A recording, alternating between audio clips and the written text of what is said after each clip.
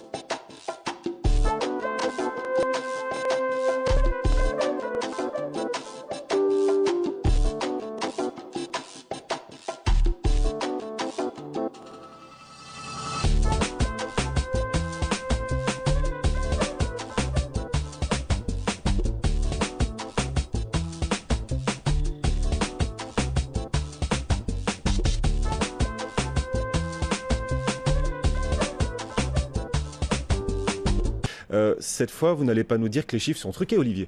Si, toujours. Toujours, tout simplement parce qu'on a fait cette fois-ci disparaître 663 000 personnes aux États-Unis. C'est-à-dire que le taux de participation à la population active est au plus bas, historique, au plus bas depuis 1979. Donc il faut remonter à loin. C'est trafiqué, puisque on retire de la population active des gens. Voilà. Qui devraient être dans cette population active. Or, ils n'y sont pas. Donc, alors qu'ils ne recherchent plus de boulot, qu'ils n'aient plus d'indemnité, que tout ce que vous voulez, ok, mais c'est des gens qui ne travaillent pas en attendant. Bon. Et donc, on a un taux de chômage qui est effarant. Si vous prenez la composante la plus large, aujourd'hui, qui est annoncée à 13,8, si vous la retraitez de la même façon, vous êtes à 18% de chômage. Ça fait presque un Américain sur 5. Ça fait mal quand même. Bon, et quand vous analysez tout le reste, la durée du chômage qui est au plus haut, vous analysez les créations d'emplois depuis janvier 2009, il y a eu 4 millions d'emplois créés. Vous savez dans quoi? Dans quelle classe d'âge? Plus de 55 ans. Donc c'est de la gérontologie au niveau des emplois des entreprises. Et puis, en revanche, les moins de 55 ans, c'est-à-dire normalement force vive de la nation américaine, là, vous avez perdu 3 millions d'emplois depuis janvier 2009. Donc, tout va bien. Tout va bien aux États-Unis. Il y a quelques signes quand même. La durée hebdomadaire de travail augmente. Ça, c'est signe que les employeurs ont besoin de travail. Vous rigolez. Enfin, regardez les courbes. Le nombre d'emplois temporaires augmente aussi.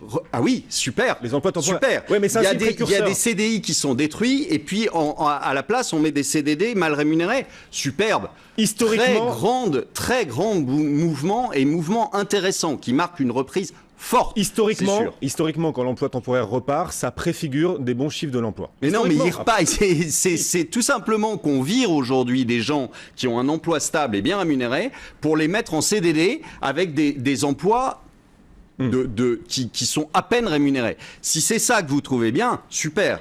Moi, je dis qu'aujourd'hui, ce qu'on nous a vendu, comme tout ce qu'on nous vend, est encore une fois du bullshit total. Ouais. Arrêtons sans arrêt de donner des trucs pour vrais qui sont archi faux. Sauf que Tout le temps. c'est la manip pour tous. C'est une manip pour tous et c'est sans arrêt sur les chiffres, c'est sans arrêt sur les données qu'on vous donne. Là, on a vu Madame Lagarde qui se réjouissait de ce qui se passait au Japon. Il n'y a pas de quoi se réjouir. Il n'y a vraiment pas de quoi se réjouir. Aujourd'hui, le marché monte, il n'y a que ça qui monte. Les commandes à l'industrie, elles sont en baisse faramineuse, malgré la chute du yen. Alors il faut arrêter. Ça n'est qu'un artifice pour faire monter les marchés.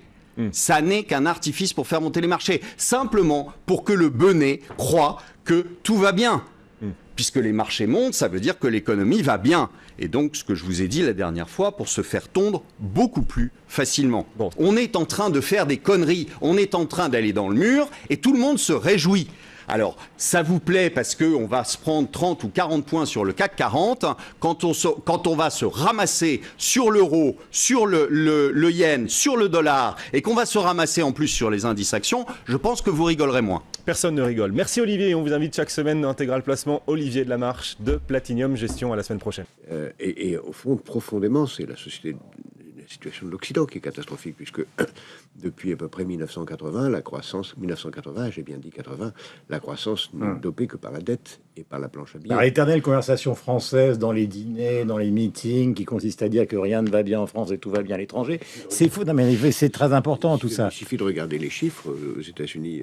Non, mais les États-Unis, c'est pas Alors, si l'Europe. on regarde l'Europe maintenant, l'Angleterre... Tout le monde parle par exemple de l'Angleterre avec un L'Angleterre. chômage à 6%, mais on est au-dessus de 10. Oui, ils ont inventé une solution extraordinaire. Ils donnent un contrat de travail avec 0 heure de travail. C'est les gens qui ont un contrat de travail avec 0 heure ne sont pas comptés comme chômeurs. Et c'est pas ce que veut le patronat finalement, qui était réuni au MEDEF et qui applaudissait.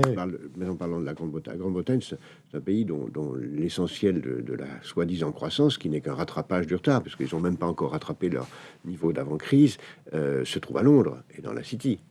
Vous avez dans tout le reste, tout le nord de l'Angleterre, et pas seulement en Écosse, des tas de gens qui sont au chômage depuis 3 générations. Il faut voir ce que c'est que la Grande-Bretagne aujourd'hui. Quant à l'Allemagne, quand nous vante autant, l'Allemagne va très mal. Sa démographie est catastrophique.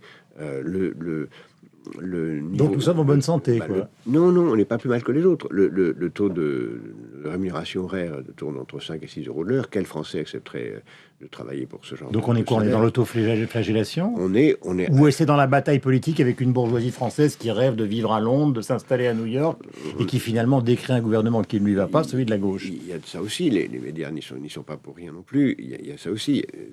C'est pas plus mal d'être exigeant à l'égard de soi-même. Le mieux serait d'être exigeant à l'égard de soi-même et de proposer des réformes. La droite n'en a pas fait et n'en propose pas aujourd'hui, ce qui est quand même très frappant. La droite. Il faut qu'ils se déclarent. Il faut qu'ils aient un programme. Il faut d'abord qu'ils disent premièrement pourquoi ils n'ont pas fait ce qu'ils disent qu'il faudrait faire. Ça, ils ne le feront pas, puisque ça a été le débat sur finalement, comment peut-on dire, la présidence Sarkozy. Nicolas Sarkozy ne le souhaitait pas vraiment. Oui, mais ça, c'est tragique pour l'avenir.